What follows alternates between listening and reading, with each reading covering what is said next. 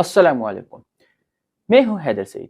پرسوں جو supreme court سے فیصلہ آیا تھا جس میں خان صاحب کی تحریک انصاف کو 2024 کے الیکشن سے بظاہر باہر کر دیا، اس کے بعد بہت سارے پاکستانی دل برداشتہ ہو گئے تھے۔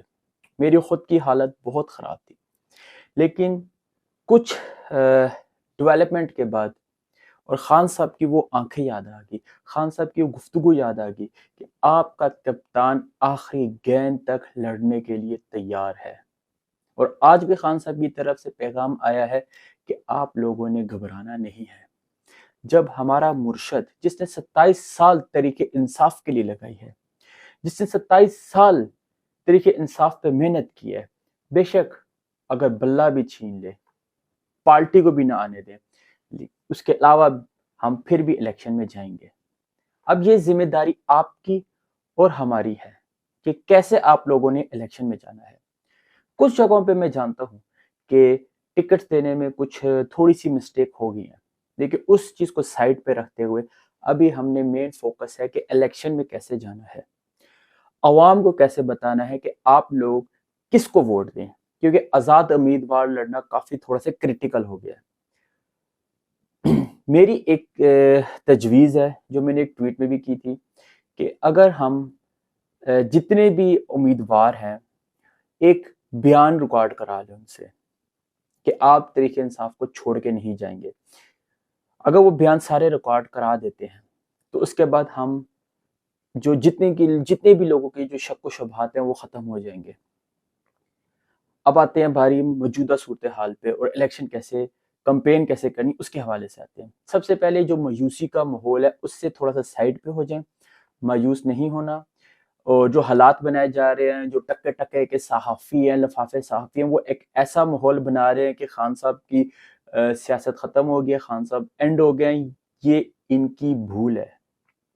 ایک خان کی خاطر ان لوگوں نے رات پوری عدالتیں لگا کے رکھی ہیں، فیصلہ لیٹ آتا رہا ہے، منانے کی کوشش کرتے رہے، لیکن وہ بندہ ابھی تک ڈٹ کے کھڑا ہے، اس کی سیاست ابھی تک چل رہی ہے، وہ خود الیکشن میں نہیں ہے، وہ خود میدان میں نہیں ہے، لیکن پھر بھی اس کے خوف سے ان سب کی کانپیں ٹانگ رہی ہیں، اور اب آزاد امیدواروں پہ یہ مستیاں کرنے لگے ہیں۔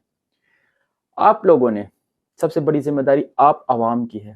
آپ یہ سمجھیں کہ آپ لوگ خود الیکشن لڑ رہے ہیں، آپ لوگوں نے اپنے امیدوار کی خود کمپین کرنی ہے، آپ لوگوں نے گھر گھر جا کر عوام کو یہ بتانا ہے کہ یہ امیدوار ہے، خان صاحب کی طرف سے اس کو منتخب کیا گیا، کیونکہ کچھ لوٹے جو ہیں جو خان صاحب کی پی ٹی آئی جو کو کمیٹی کی طرف سے منتخب نہیں کیے گئے، وہ کچھ مستی کر سکتے ہیں، وہ بھی خان صاحب کی تصویر کے ساتھ پمفلٹ لگا سکتے ہیں، بروشر لگا سکتے ہیں، اور کہہ سکتے ہیں کہ خان صاحب نے ہمیں چنا ہے، لیکن آپ لوگوں نے چکنا رہنا ہے۔ یہ آپ عوام کی ذمہ داری ہے۔ یہ جو ابھی ہم اس ماحول میں کھیل رہے ہیں، اس ماحول میں جب ہم سے پارٹی، ہماری تحریک انصاف ہم سے بیٹ چھین کر ہمیں الیکشن میں پھینک دیا گیا ہے، ہم بائیک آؤٹ نہیں کریں گے، کیونکہ بائیک آؤٹ کر دیں تو میدان خالی ہے۔